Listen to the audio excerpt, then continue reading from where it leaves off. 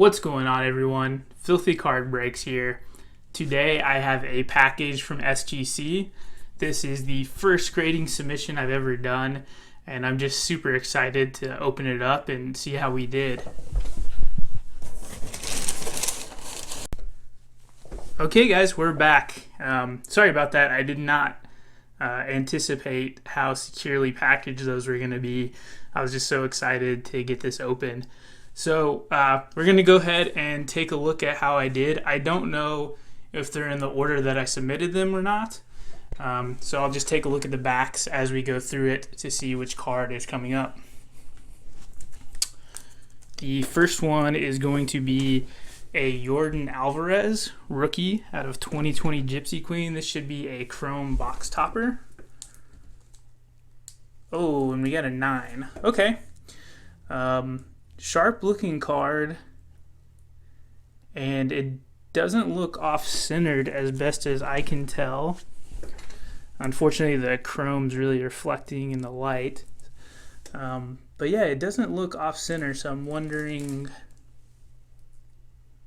what brought it down to a 9. But super sweet card. Love Gypsy Queen this year, particularly this year's design. And I'm really excited to see what Jordan can do going into next year. Next one is a Ronald Acuna. This should be the Players Weekend variant. And I actually opened both these Gypsy Queen cards myself, but when I opened this one, I didn't realize it was so rare. I think these Player Weekend inserts are only like 1 in every 200 packs or something like that. And there we go, our first 10. Very nice. I think this looks fantastic. Black jersey with the black border, and it's going to look great in my PC. This one doesn't have a protective bag over it. I wonder why not. The Jordan did. All right, and I spoiled this one for myself. It is a Acuna update, and it got a 10. To be completely honest with you guys, when I submitted this, I did not expect it to get a 10. It was the only card out of the 28 I submitted that I didn't think had a shot at a 10. I just submitted it because at the time I didn't have any graded Acuna rookie cards, and I had 3 raw, and I thought this one was the best out of the 3, so I submitted it. The bags come undone on the back. But I did not think it had a shot at a 10, to be honest, just because one of the corners, this one right here, has just a tad of white showing on the back, and then a little bit on the front right there, if it's in focus. So I thought for sure that little white mark would basically disqualify it from getting a 10. But I was hoping for a 9 or even a 9.5. So really excited about this one. I didn't expect that to get a 10. All right, so they're not in order because this was like the last card I submitted. This should be a Pete Alonso Prism out of 2019 Chrome. And we got a 9.5 on the Pete Prism Refractor. He had a little bit of a rough 2020, but it's a short season, so we'll have to see how he rebounds. Nice looking card. All right, and again, this one also doesn't have a cover, so I don't know how they determine whether the card's gonna have the cover or not. But this is a big card. This is a Tatis rookie card refractor. It would be super sweet to pull a 10 here. Okay, 9.5. So not the 10 that we were looking for, but 9.5. Again, I think this card also looks great in the black slab. Maybe the corners on this look pretty sharp to my eye. So maybe it's a little bit off center, judging just by the white space to the right. But otherwise, it looks good. Almost a gem mint. And here's the same. This is a Tatis, but this is not a refractor. Okay, very nice. Another 10. Excited to see what Tatis can do if he can keep it going.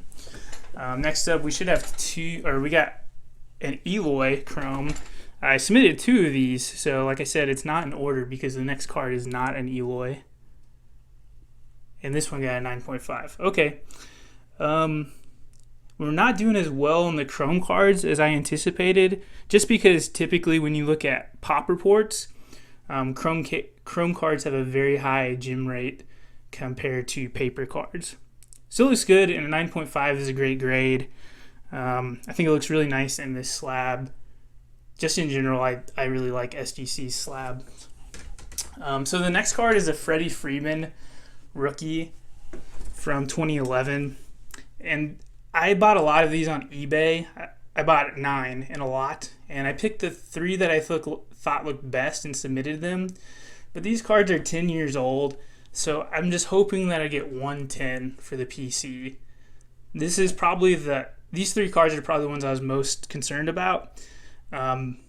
Especially now that Freeman's had such a great year this season. He should win National League MVP.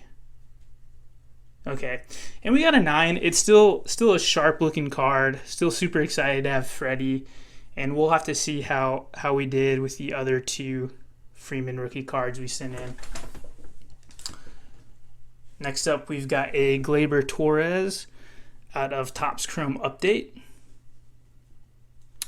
And another 9 on a Chrome card. So it looks like there may be something I was missing on the Chrome cards in particular. Maybe like some surface issues. Just because I don't think I've got a 10 out of any. Well, I guess I got a 10 on one of the Tatis. But sharp looking card. Gleyber's another guy. We'll see if he can rebound. All right, we've got another Gleyber here. I believe this is going to be out of Archives from 2018. Boom. And that is a 10. And yeah, this card just looks fantastic with the white border on the card and then the black border on the SGC case. Yeah, I think the display, if you were a Gleyber fan or a Yankees fan, I think this would just look awesome displayed. Very nice. Next up, we've got a Juan Soto, also from Archives. Okay, 9.5. Very nice. This is another card I recall when I was submitting it. I was a little worried about this corner here. You can kind of see it has a slight indentation. So I sent it in anyway because it's a Soto. But I was kind of worried about that corner. And it looks like they did maybe ding me 0.5 for that because the card's well centered and all the other 3 corners are very sharp. So I think 9.5 is a good grade for this card, and I think it's certainly fair given the little ding on the back of one of the corners. Next up is a Shohei Ohtani. Going into the season, I submitted these way back in June, by the way, so this was submitted before any baseball had been played this year. I had very high expectations for Ohtani, and I was super excited to see how he would do. Unfortunately, he had a rough year, but hopefully he can rebound going forward. I just think he has such a unique skill set, and let's see how we did. And a 10, very nice. Looking good in the 2018 Archives frame. Sweet card. I will probably hang on to that. I think that card looks fantastic. And then we've got a couple other Ohtanis. I submitted 2 of his from Heritage. 9.5. Okay. Card looks good. I'm just checking the corners here. It looks good all the way around. A 9.5 is still a mint plus. So obviously that means the card's in really good condition. But I may have missed some chipping on the sides or something. Nothing's sticking out right now. But yeah, sharp looking card. And we've got another one of those, same card. And a 10, very nice. So, same card, 2018 Topps Heritage Shohei Ohtani. And we got the 10, very nice. Next up, we've got a US 1. So, Ohtani had rookie cards in both Series 2 and Update. But the Update one, even though it was printed later, is more valuable. Typically, that's not the case for rookie cards, even though Update has a lower print run. And a 10. Very nice. Like I had mentioned previously, this was the first grading submission I've ever done. So I tried to look over the cards super meticulously, and so far, all the cards have got at least a 9, which was encouraging for me, that when I looked these over, I didn't miss anything too obvious. So this is the same card. It's going to be an Ohtani from US1. Oh, and we got an 8, a near mint. So just as I pat myself on the back for getting all 9s, we got an 8. And from what I understand, if you get an 8 on a card, or basically lower than a 9, there's probably something pretty obvious that you've missed. And to be honest with you guys, these corners, I don't know if it's coming through on the camera or not, are not in the best shape. There's just a little bit of white on the edges or corners there. But I don't know that it's any worse than the white from the Acuna, and that got a 10. So maybe there's something else that's also wrong with this card. All right, next up we've got a PC card for me, a Mike Soroka. And this is a rookie card from Update Chrome. Very nice, and we got the 10. Soroka went down this year. He tore his Achilles, but he's a super talented pitcher. A lot of people within the Braves fandom refer to him as Maple Maddox. He has a lot of the same qualities that a young Greg Maddux did. Hopefully he keeps developing into that type of pitcher. Great card, and kind of turned my luck around with the Chromes. We got a 10. All right, we've got another one of the Freddies here. So this is the second one out of 3, and I'm really just hoping to get 110. Boom! Awesome. So, like I mentioned before, these cards are from 2011. It's just Freeman's base rookie card, and because they're so old and I bought them in a lot on eBay, the majority of the cards that I'm showing you guys are things that I've pulled. So I pulled them myself. But these Freemans, like I said, I bought them in a lot, and I was just super concerned that none of them would gem. But I got at least 110. There's something black in the upper left corner here, and it looks like it's within the case. It's not rubbing off, so I'm not sure what that is. But beautiful card. The white borders again, they look great in the SGC case in my opinion. Here's our second Eloy. The first one got a 9.5, so let's see if we can do better on this one. Boom! Eloy coming in hot with the 10. There we go. So on the 2 Eloys I submitted, I got a 9.5 and a 10. Same thing with the Tatis. I also got a 9.5 and a 10. Next up, we've got another Freddie. And this one is also a 10. Fantastic. So 2 2011 Topps Freddie Freeman rookie cards.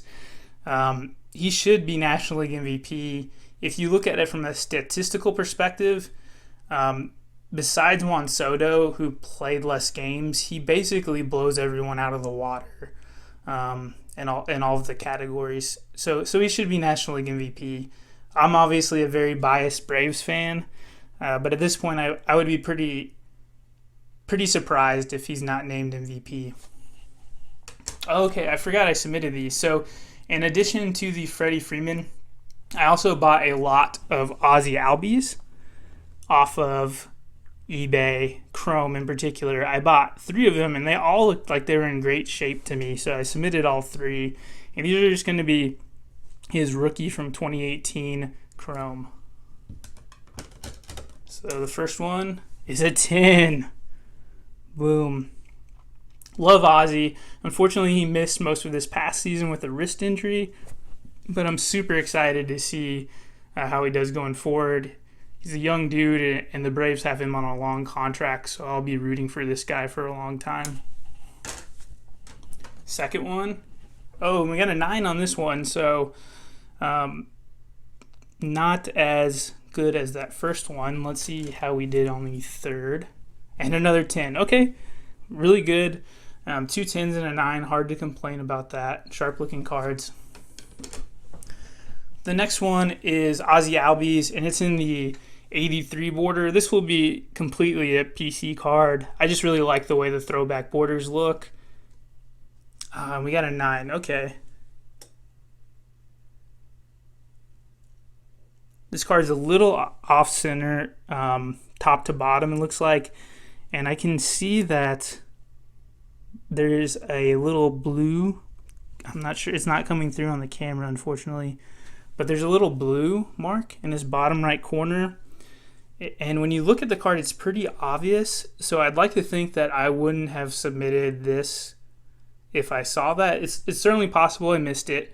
But like I mentioned, this was my first time submitting cards. And I was so worried about, spending $300 to grade these cards and then not doing very well, that I thought I looked through these very meticulously. So that's a little odd. There's a little blue. It's like I said, it's definitely possible I missed it, but I'm sure that alone is enough to knock it down to a 9, just that surface issue in the bottom corner. All right, next up we have rookies from 2020 Series 1. I had probably 5 or 6 of these of each of Bichette, Alvarez, and Lux. But I had seen other people who had done PSA reveals or SGC reveals, and it seems like they were getting hammered on just these paper flagship rookie cards. So I think I submitted 1 of each, maybe 2 Alvarez's, and I just picked the one that I thought, or 2 in Jordan's case, that looked the best to try to get a 10 of each.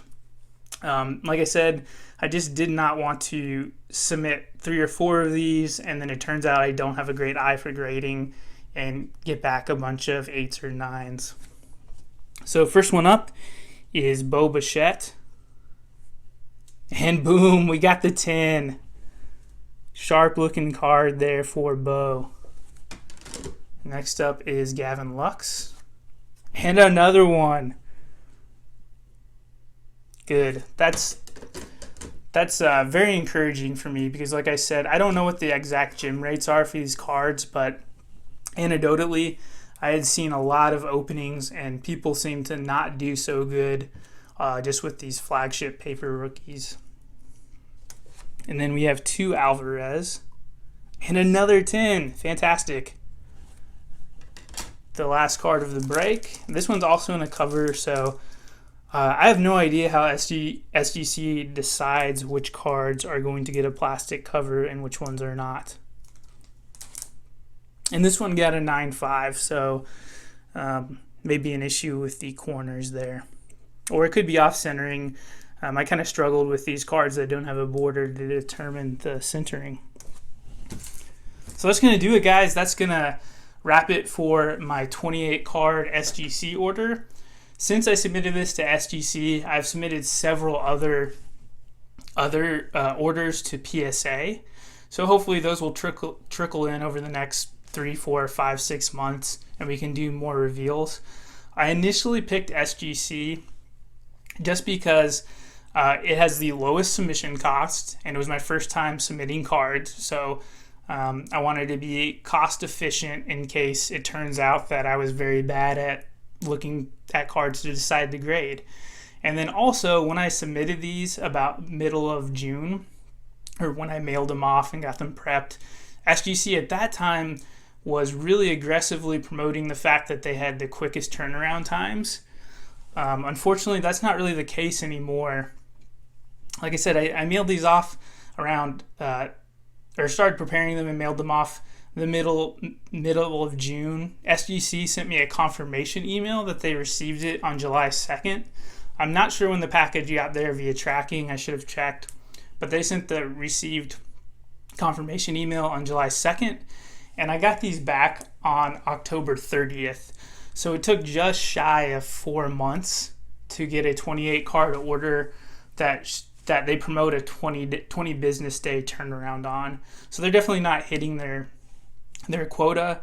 And in the middle of July, about a month after I submitted these, they completely revamped their website and they no longer did like 10, 15, 20 days.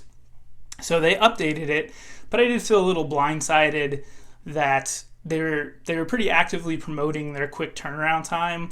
And then a month after I mailed these off, they're like, actually, it's going to take much longer than 20 days. Overall, though, I'm really happy. I will make sure while I'm going through these to include a count on the screen so you guys can see overall how we did as far as gem rate. It feels like I did pretty good. I think I definitely hit over 50% on 10s, maybe right around 50, and then some 9.5s as well. The only one that I'm really curious about was the 8 on the Otani.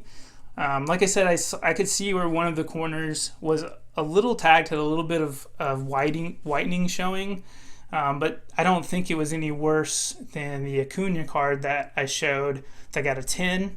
I'm super pumped that I got a 10 in the Ronald Acuna. Fantastic card. Great prospect, and as a Braves fan, I just love watching Acuna play. And then the 2 10s on the Freeman are definitely also a highlight. I was really concerned that I would get 3 9s or 3 9.5s and wouldn't have a 10 for my collection. So that's fantastic. Otherwise, I'm really happy with how it turned out. Going forward, I will probably submit to SGC again, but probably only PC cards. And that's because, one, I think the slabs look fantastic. That's completely subjective. I know other people, you may like BGS slabs or PSA slabs, but for me, I think the SGC slabs just present the best. I think they look super nice, especially on these cards with white borders like the Freddy. So I will probably use it for PC because of the presentation, and also the submission cost is cheaper. So these are cards that I plan on hanging on to for the long term.